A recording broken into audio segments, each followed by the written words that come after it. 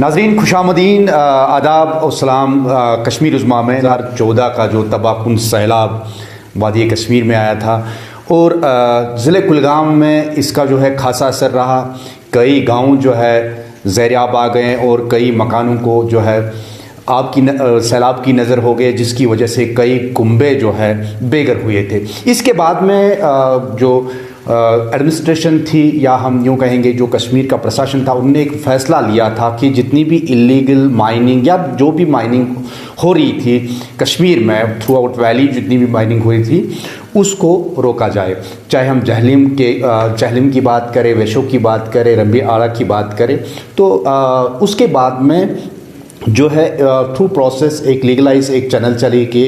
जितने भी स्पॉट्स है, माइनिंग स्पॉट्स है, उनको लीगलाइज किया जाए और जो साइंटिफिक तरीके से माइनिंग जो है अंजाम दी जाए, ताकि एक तो जो जितने भी नालाज हैं, चाहे हम वेशू की बात करें या कोई जहलिम की भी बात करें, एक तो वो चैनलाइज हो जाए, ताकि जो आने वाले समय में कोई भी सैलाबी सूरत हाल पैदा हो सके तो वो कम से कम नुकसान किया जाए। अगर हम ज़िले कुलगाम की बात करें, ज़िले कुलगाम में भी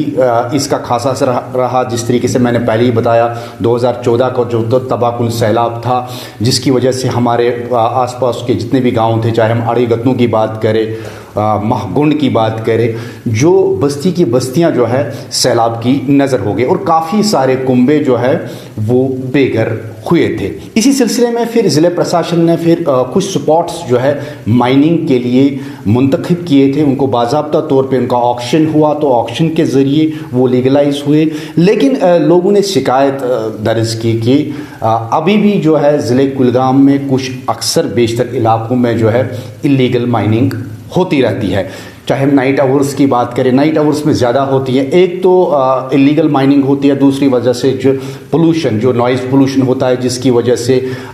जो आसपास की बस्तियां हैं वो सो नहीं पाती हैं। इस हवाले से हमारे साथ बात करने के लिए मौजूद है डॉक्टर खुर्शीद साहब, जो DMO हैं कुलगाम के। DMO साहब, सबसे पहले कश्मीर उज़्मा में आपका खैर मकदम है। ज़रा इस पर रोशनी डाल लीजिए कि कितने स्पॉट्स अभी जो ज़िले कुलगाम में है लीगल है, और ये जो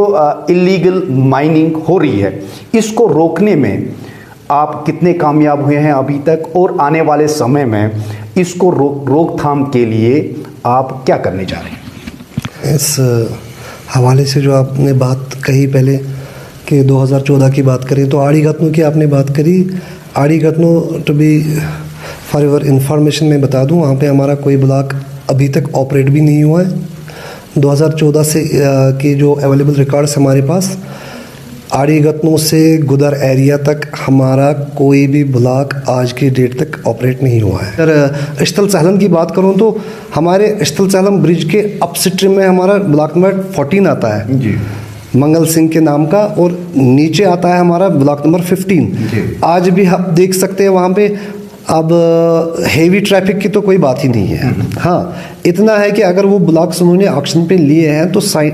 जिसका कंप्लीट मफहूम था, जो क्रैक्स था, मैंडेट था हमारी ई ऑक्शन का कि scientific, sustainable and eco friendly mining.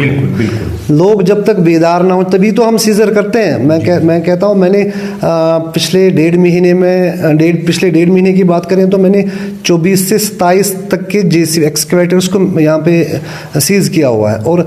Maximum जो जितने भी एक्सकेवेटर थे उनका 1.3 यानी 1,30,000 के करीब का मैंने उनको कंपाउंडिंग किया। तो वो तो तभी हुआ, मतलब इफ़ वायलेटर्स एक्चुअली अराइज तो टॉस करने के लिए हमारा डिपार्टमेंट, अब स्टाफ स्ट्रेंथ की बात करें, एक मतलब मैं आपको एक अहम मुद्दे की ओर ले चलता हूँ। थोड़ा सा मुझे माफ़ कर दीजिएगा, मैं डाइवर्ट करता हूँ आपको। हमारे पास एक कमेटी बनी हुई है ऑलरेडी, 1569 गवर्नमेंट ऑर्डर है, जिसके तहत हमारे पास एक multi departmental district level task force है, जिसका हमारे पास चेयरमैन साहब जो हमारे डिप्टी कमिश्नर हैं, हालांकि उनका तो बहुत ज़्यादा सपोर्ट है। मैं बड़ा इनकरेज होता हूँ उनके सपोर्ट से। अब मुझे बताएं, SSP जो कंसर्न होते हैं ना, वो हमारे मेंबर हैं,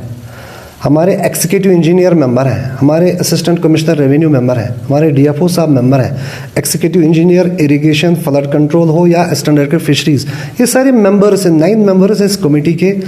एक लेसन, एक कला, ये ना कि हम कहते हैं कि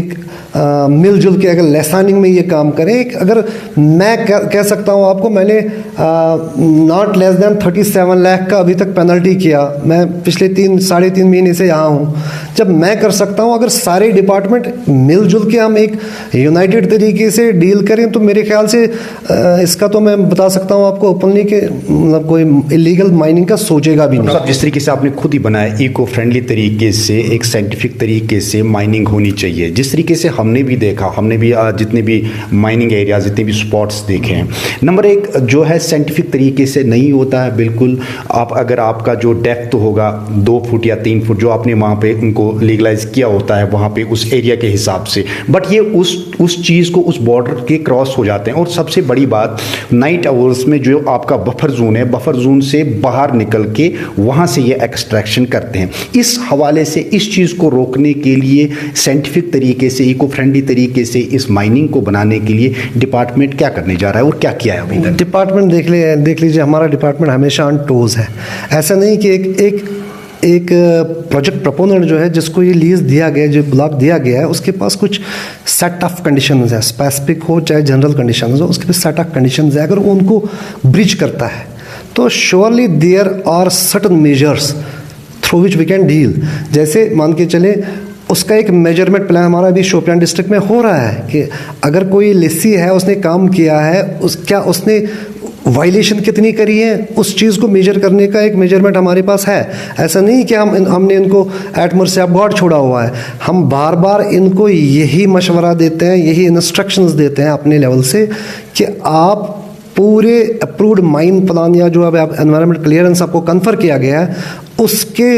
जो रूल्स हैं, उसके जो रेगुलेशंस हैं, उसके जो सेट ऑफ नॉर्म्स हैं, उनको फॉलो करें, उनको कंप्लाई करें। नहीं तो कल की डेट में यहाँ पर भी बिल्कुल एक, मान लीजिए 10,000 मीट्रिक टन अगर किसी प्रपोनेंट को लेके जाना है अपने, या उसको सेल आउट करना है, उसके अगेंस्ट उसको रॉयल्टी भरनी है, पता चला कि उसने 10,000 के बदले 20,000 उठाया, 15,000 या 12,000 उठाया है, तो हमारे पास तो कमेटी बनी हुई है। कल की डेट में वो रिकॉर्डेड एक्स्ट्रा जो क्वांटिटी होगी उसे as a price of mineral भरना पड़ेगा। ये तो आपको धोखा दे रहा है, ये वो गवर्नमेंट को थोड़ी धोखा देगा। अभी तो मतलब माशाल्लाह मैं बता के चलूँ, पूरे कश्मीर की अगर हम बात करें, पूरे कश्मीर में आप देखें, यहाँ पे 15 नंबर ऑफ आपके माइनर मिनरल ब्लॉक्स हैं जो ऑपरेटिव हैं, जो लीगलाइज किए गए हैं, जो रजिस्टर्ड हैं। हाँ, ये बात अलग है कि उनमें 2-5 प्रपोनेंट जो है अभी उन्होंने अपना माइनिंग ऑपरेशन स्टार्ट नहीं करा, हालांकि उनकी डिमार्केशन हो गई, उनका रजिस्ट्रेशन भी हो गया है, लेकिन उन्होंने अपना जो बैलेंस है ओपन नहीं किया अभी, यानी उन्होंने अभी माइनिंग स्टार्ट नहीं करी है। लेकिन धीरे धीरे एक रुझान लोगों में आ रहा है जी, हम ऑनलाइन सारा कुछ करा रहे हैं। तो ये चीज़ करने के लिए गवर्नमेंट को अभी 2-3 साल तो लग ही गए, हो सकता है कि और 5 महीने लग जाए। इस बारे में मैंने इस डिप्टी कमिश्नर अनंतनाग को भी लिखा हुआ, मैंने कॉपी SDM साहब को करी है वहाँ पे, कि जितने हमारे जो सिंक है इसका, जो हमारे एक मेन सोर्स है नाले वैश्य, उससे ज़्यादातर RBM ही निकलता है, बोल्डर, चाहे वो क्रशर बोल्डर हो चाहे नाला बोल्डर हो, वो निकलते हैं, ताकि इसको फिर प्रोसेसिंग करके फिनिशड प्रोडक्ट निकाला जाए क्रशर से। तो उसमें मैंने खुद एक कम्युनिकेशन भी लिखी हुई है कि हम क्रशर होल्डर्स को मोटिवेट करें कि आप बिना चालान के कोई भी गाड़ी एंटरटेन ना करें, ताकि एक स्टिमुलस स्टिमुलस आ जाएगा फील्ड में कि जी नहीं हम इलीगल, यानी विदाउट पर्ची मीन्स इलीगल। अगर वो इसको डिस्करेज करेंगे तो एक मैसेज जाएगी पूरे इस डिस्ट्रिक्ट में हमारे कि जी नहीं इलीगल तो चलेगा ही नहीं। अब जैसे हमारे जो अपने तो आपका मानना है कि इस इलीगल प्रोसेस, इलीगल माइनिंग के दौरान जो भी इलीगल माइनिंग होती है, इसमें क्रशर्स का भी हाथ है? जो क्रशर मशीन्स लगी हैं आपके, जितने भी वेशों के किनारे जितने लगे, क्या उनका भी बड़ा हाथ है इसमें? मैं तो अपने क्रशर्स की अगर मैं बात करूँ, अपने जितने हमारे 5 यूनिट्स हैं यहाँ पे, और डॉक्यूमेंटेशन उनका पार्ट देखा जाए तो सारे 5 के 5 लाइसेंस शीट है। कंपेरिजन में देखूं तो ये फॉर बेटर 70% तक तो इनका ठीक जा रहा है, क्योंकि ऑनलाइन इनका पोर्टल पे रजिस्ट्रेशन है, ये as vendor and as customer काम कर रहे हैं अभी ई पोर्टल पे, जो हमारा ई चालान सिस्टम है उसमें लगे हुए हैं। तो कंपैरिजन में मैं देखूं तो ये 70% ठीक है। हो सकता है there can be a measurable that you know where they distort, लेकिन उस चीज़ को पकड़ में लाने के लिए हमारे पास तो है कि हम उनका एक्स्ट्रा क्वांटिटी को लेके मेजरमेंट में उसकी एक प्राइस ऑफ मिनरल या कॉस्ट ऑफ मिनरल ले सकते हैं। लेकिन यहाँ से आउटसाइड जो मटेरियल जाता है, अगर मान के चले यहाँ पे 10 गाड़ियाँ आपकी इलीगल जा रही हैं, जो वो इलीगल मटेरियल जो है वो सप्लाई होता है किसी क्रशर यूनिट को। वो क्रशर यूनिट जब तक उसके दिमाग में ये बात ना बैठे कि नहीं जी मुझे ये इलीगल मटेरियल डंप नहीं करना है, मुझे इलीगल मटेरियल क्रश नहीं करना है, I won't allow anybody to come up with say that you know vehicle of this crusher boulder और नाला बोल्डर दैट लैक या जो डेफिशिएंट है इस ई चालान का। तो उस टाइम मेरे ख्याल से तो वहीं से स्टार्ट होगा। अगर वो चीज़ हो रही है हमारे इस मतलब पूरे J&K यूटी में, तब जाके हम समझ सकते हैं कि मतलब वी हैव एक्चुअली प्रोग्रेसेड है हमारा जो। कुलगाम में आपने क्रशर्स के खिलाफ जो इलीगल माइनिंग के जो डंप कर रहे हैं, तो उनके खिलाफ अभी तक आपने कितने चालान पेश किए हैं? अब जहाँ मैंने मतलब मैं हमारे वर्दी डायरेक्टर साहब की डायरेक्शन पे हमने मेजरमेंट का प्लान बनाया हुआ है। तो 5 ही क्रशर हैं, चूँकि हम एक दिन में ही सारा कर सकते हैं। तो इससे पहले कि उनका और मैं उसमें मतलब कंपाउंडिंग डालूं या उसका प्राइस ऑफ मिनरल कर लूं, मेरे ख्याल से मैंने हर क्रशर यूनिट का शायद मोर देन 6 लाख का तो मैंने कंपाउंडिंग उनसे इन महीनों में रिकवर किया हुआ है ऑलरेडी। तो 5 का मान के हम ये रफली एस्टिमेट कर सकते हैं 30 लाख के करीब का मैंने उनसे कंपाउंडिंग ले लिया है ऑलरेडी, कॉस्ट ऑफ मिनरल जो उन्होंने मतलब मैं जो मुझे ये विज़िट करने पे लगा कि हाँ जी इतना मटेरियल इन्होंने इलीगली यहाँ पे डंप किया हुआ है या सेल आउट किया हुआ है। बाकी प्रोसेस में है, मैंने उसके लिए कमेटी भी बनाई है। माइट भी पॉसिबली इस हफ्ते में वो पूरा रिपोर्ट मेरे पास आ जाएगा, तो अकॉर्डिंगली मैं फिर एसेस कर पाऊंगा कि कितना मैंने इनसे ये कॉस्ट ऑफ मिनरल लेना है। तो that is one of the way, but you know मेरे ख्याल से rehabilitation should be the first. ऐसे कि टॉस ही टॉस कर लें, हमें एनकरेज करना है लीगलाइज तरीके को अपनाने के लिए। इस तरीके से लोगों से भी हमने बात की कि वहाँ पे एक कुछ लोग और घुस गए हैं इस बिज़नेस के अंदर, वो चुंगियाँ लगाते हैं और उसमें औकाफ कमेटीज़, हमारे जितने मोहल्ला कमेटीज़ होते हैं, इवन घर वाले होते हैं, वो चुंगियाँ लगा के जो है पैसा वसूल करते हैं। ये किस हद तक सही और किस तरीके की इनकी जवाजियत है कि ये व्हीकल्स को, जितनी भी लोडेड व्हीकल्स हैं, उनसे वो चुंगियाँ हासिल करें? देखिए अजहर साहब, हमारे पास जिन चिंगियों का आप बात कर रहे हो, हमारे पास कोई चिंगी तो है नहीं। हमारे पास जो होते हैं वो होते हैं मिनरल चेक पोस्ट। हमारे डिस्ट्रिक्ट में बदकिस्मती से 2 जगह पे हमने इंस्टॉल करने थे लैंग्विशिंग में, और दोनों जगह पे लोगों के रेसेंटमेंट की वजह से उन्होंने इतना रिजनमेंट किया कोलेट्रल टाइप, जहाँ पे मुझे फिर पुलिस को भी लिखना पड़ा और मेरे असिस्टेंट कमिश्नर रेवेन्यू को भी लिखना पड़ा। यहाँ पे हमारा अशमुजी एरिया है चकपोरा, वहाँ के लोगों ने भी बड़ा रिजनमेंट किया। और सेकेंड रिपरकशंस कहाँ पे हुई, हमारे मतलहमा एरिया में जो हब माने जाते हैं दोनों स्पॉट, क्योंकि मेन जो हमारी माइनिंग एक्टिविटीज़ होती हैं, एरियाज ऑफ माइनिंग है जहाँ पे ज़्यादा माइनिंग जो वल्नरेबल एरियाज़ हैं हमारे, चूँकि वहाँ पे लीज्ड आउट एरियाज़ भी हमारे ब्लॉक नंबर 25 है, 26 है, 27 है, 28 है। उस एरिया में 2 जगह पे मेरी रिपोर्टिंग में है कि वहाँ पे चुंगियाँ बनी हुई है। एक लोकल बंदे ने अपनी प्रॉपर्टी लैंड के थ्रू एक बड़ा रास्ता बनवाने की इजाज़त दे दी है। लीज होल्डर्स आए वहाँ से रास्ता बना लें, तो उनके खिलाफ मैंने एक्चुअली, अगर आप यकीन करें तो मैंने लिखा हुआ है, पुलिस को भी मैंने उस बारे में 2 बार लिखा हुआ है। This is domain of police, मैं उसमें कुछ नहीं कर सकता हूँ। हाँ, मेरा ये है कि मैंने राइटिंग में लेके आया हूँ मैं कि ये जी वो जवाजियत नहीं रखते हैं ये टूल हासिल करने के लिए? नहीं, बिल्कुल भी नहीं, इसमें कोई ऐसा कुछ नहीं है। Without departmental check post, seminal check post, किसी और के पास कोई हक नहीं है। वो 50 रुपये या 100 रुपये किसी से ले ले, जी आप यहाँ से आइए तब हम चलने देंगे जब आप यहाँ से। अब उसमें और डिपार्टमेंट मैंने इसलिए बता दिया, department of revenue and department का पुलिस का ये डोमेन है। तो लीज वाले को ये नोटिस में लाना चाहिए, उसको राइटिंग में देना चाहिए कि फलानी जगह पे हमारा ऐसा हो रहा है, हमसे 50-50 या 100-100 रुपये का औकाफ लिया जाता है वगैरह, या किसी भी मतलब कोई भी नाम देके वो नोमेनक्लेचर अपना अपना क्रिएट करते हैं। इससे पहले मैं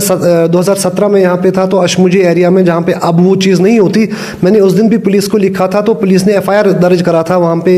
एक वो जो मेन था उनमें एक प्रेसिडेंट बना हुआ था वहाँ पे, तो उसके नाम का FIR कटा था और 5.5 लाख रुपए उन्हें 4 महीनों में जमा करे थे और 5.5 उन्होंने शायद पेनल्टी के तौर उनसे ले लिया था। तो वो चीज़ वहाँ पे हमने चेक करी थी उन दिनों। तो जैसा आप कह रहे हैं कि यहाँ पे कुछ चंगे, हाँ ये मेरी नोटिस में आ चुका है, तो उसी टाइम मैंने लिखा इसके बारे में कि ये इसको इस चीज़ को डिस्करेज किया जाए।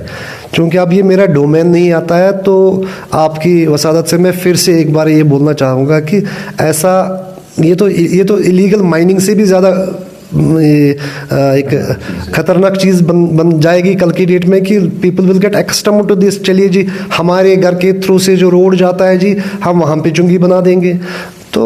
People should just discourage it. और लोगों का मेरा मानना ये है कि लोगों को ये चीज़ जितनी जल्दी समझ में आ जाए कि लीगल तरीके से जो काम इफेक्टिव एंड प्रोडक्टिव बन जाते हैं ना, वो इलीगल तरीके से कभी उसमें कामयाब नहीं हो सकते। और हमारी तो अंत तक कोशिश है, अनफ्लिंचिंग तरीके से हम काम करते आ रहे हैं। अगर हम माइनिंग के हवाले से बात करें, अगर इको फ्रेंडली तरीके से, जिस तरीके से आपने बोला कि साइंटिफिक तरीके से अगर माइनिंग होगी, अगर हम ज़िले कुलगाम की बात करें, अगर आने वाले समय में इस तरीके की माइनिंग नहीं हुई, अगर इलीगल माइनिंग हुई जिसमें आपने बोला कि डिपार्टमेंट या बाकी डिपार्टमेंट जिनका डोमेन बनता है या लोगों का ताउन नहीं रहा, तो आने वाले समय में जिस तरीके से 2014 में सैलाब हुआ, अगर खुदा ना करे आने वाले समय में कोई ऐसी सूरत हाल पैदा होती है, तो कितना नुकसान हो सकता है हमारे ज़िले? मैं तो 110% इस फेवर में हूँ कि अगर साइंटिफिक और सस्टेनेबल इको फ्रेंडली माइनिंग जो हमारा मैंडेट था, अगर उस तरीके को लेके चलें तो शायद ही,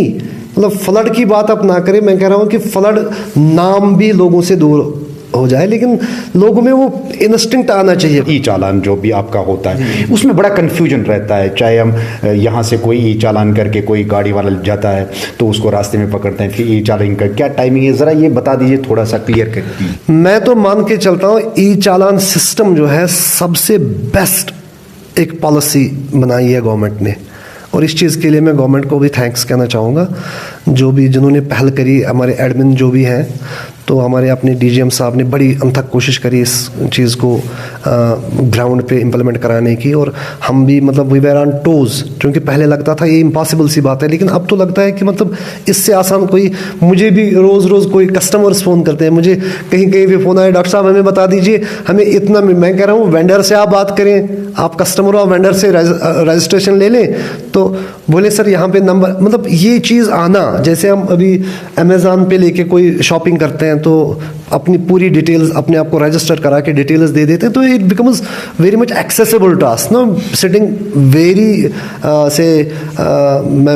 वो ना रेस्ट में, आप घर में बैठ के चिल्ड घर में हो, और घर में जाके आप वेंडर को फ़ोन करते हो, अपने आप को रजिस्टर एज ए कस्टमर करा के, फिर उनसे ही वहीं पे रिस्पॉन्स कोड आ जाता है आपके पास, आप मतलब सारा कुछ ऑनलाइन करके घर में बैठे आपके घर में एक ट्रॉली आ रही है, कोई लोडेड, कोई टिप्पर आ रहा है, कोई डंपर आ रहा है जी, आपको जो मटेरियल चाहिए कंस्ट्रक्शन, डिजिटल इंडिया की है ना, digital India, and we should support it, we should encourage it. और मेरे ख्याल से अगर आने वाले कुछ मैं हफ्तों की बात करूं तो ये कुलगाम तो बिल्कुल डिजिटल बन जाएगा मिनरल सप्लाईज में, तो उनका ये डॉक्टर साहब थे जिनका साफ तौर पे यही कहना है कि जितने भी हमारे यहाँ पे वेंडर्स हैं जिन्होंने ऑक्शन के थ्रू जितने भी माइनिंग कर रहे हैं या क्रशर्स चला रहे हैं, उनको जो है लीगल तरीके से अपना काम करना चाहिए, चाहे हम मशीन्स की बात करें, चाहे जितनी भी बड़े बड़े मशीन JCBs वगैरह, उनको भी लीगल तरीके से काम करना, और साथ ही साथ जो लोग हैं आसपास के लोग हैं उनसे भी ताउन की अपील की गई है डिपार्टमेंट की ओर से, क्योंकि अगर जितनी जल्दी हो सके कि ये जो इको फ्रेंडली तरीके से, साइंटिफिक तरीके से अगर माइनिंग हो जाए, तो आने वाले समय में जिस तरीके से डॉक्टर साहब ने भी बताया कि सैलाब का कोई खतरा नहीं हो सकता है हमारे ज़िले कुलगाम में। तो ये थे डॉक्टर साहब जिनसे हमने ब्रीफली बात की माइनिंग के हवाले से, सैलाबी सूरत हाल के हवाले से। तो दीजिए अपने मेज़बान को इजाज़त, अगले प्रोग्राम तक, जब तक के लिए खुदा हाफिज़।